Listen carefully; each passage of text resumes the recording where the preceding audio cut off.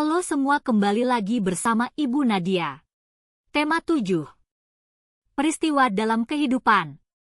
Subtema 3. Peristiwa mengisi kemerdekaan.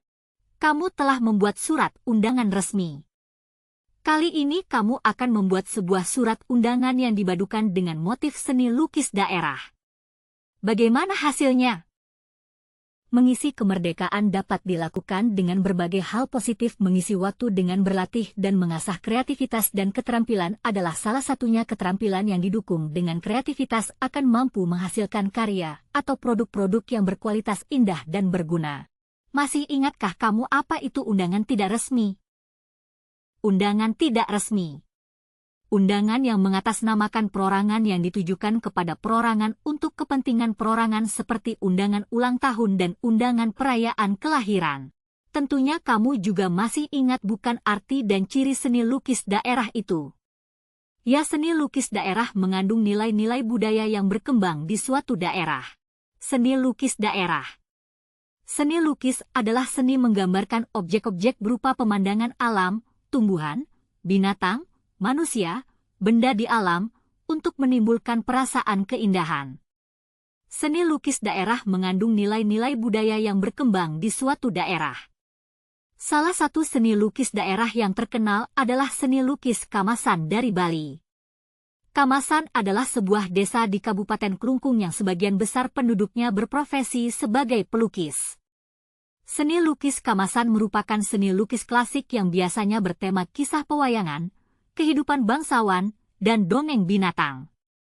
Para pelukis menggunakan warna alam yang dicampur dengan perekat yang menempel pada kanvas. Kanvas yang digunakan berupa kain kasar yang dicelup dengan bubur beras, lalu dijemur di bawah matahari.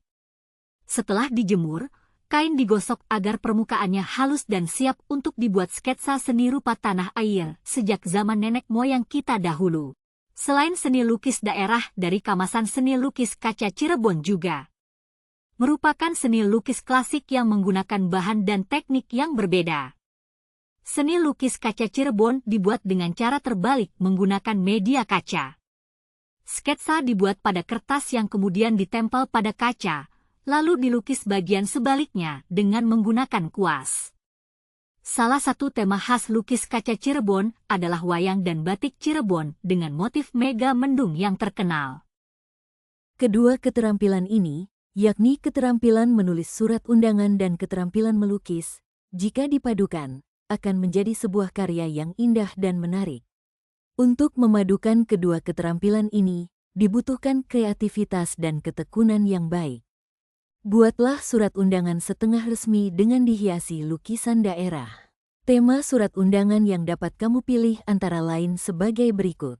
Pertunjukan kesenian pentas seni peringatan HUT Kemerdekaan Indonesia perlombaan olahraga.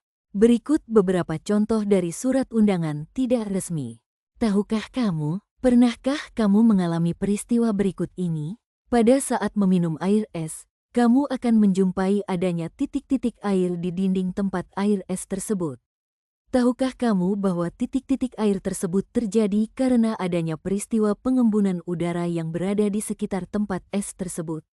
Udara mengalami peristiwa pengembunan karena udara di sekeliling gelas atau plastik melepaskan kalor atau panas kepada es di dalam wadahnya.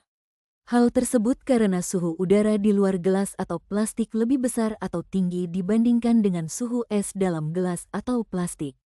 Peristiwa pengembunan lain yang sering kita jumpai, yaitu ketika pada pagi hari, kita melihat ada titik-titik air di dedaunan.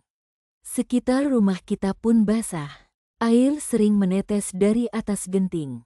Titik-titik air tersebut merupakan embun yang berasal dari uap air yang mengembun menjadi titik-titik air.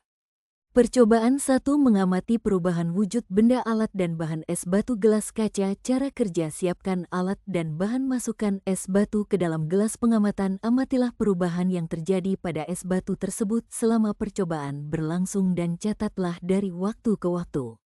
Berikut merupakan hasil pengamatan percobaan kita, yaitu Pada waktu 1 menit dinding kelas mulai mendingin, pada waktu 5 menit dinding gelas semakin menjadi dingin, pada waktu 10 menit es mulai mencair dan dinding kelas semakin dingin, pada waktu ke-15 menit mulai terbentuk air di dinding gelas, pada 20 menit air di dinding kelas semakin banyak, dan yang terakhir pada menit ke-25 yaitu dinding bagian luar gelas menjadi basah. Pada dinding gelas tersebut muncul titik-titik air atau embun. Proses terjadinya pengembunan atau kondensasi ini adalah saat uap air di udara melalui permukaan yang lebih dingin. Maka uap air ini akan terkondensasi menjadi titik-titik air atau embun. Sekian materi kita hari ini, sampai di pelajaran selanjutnya.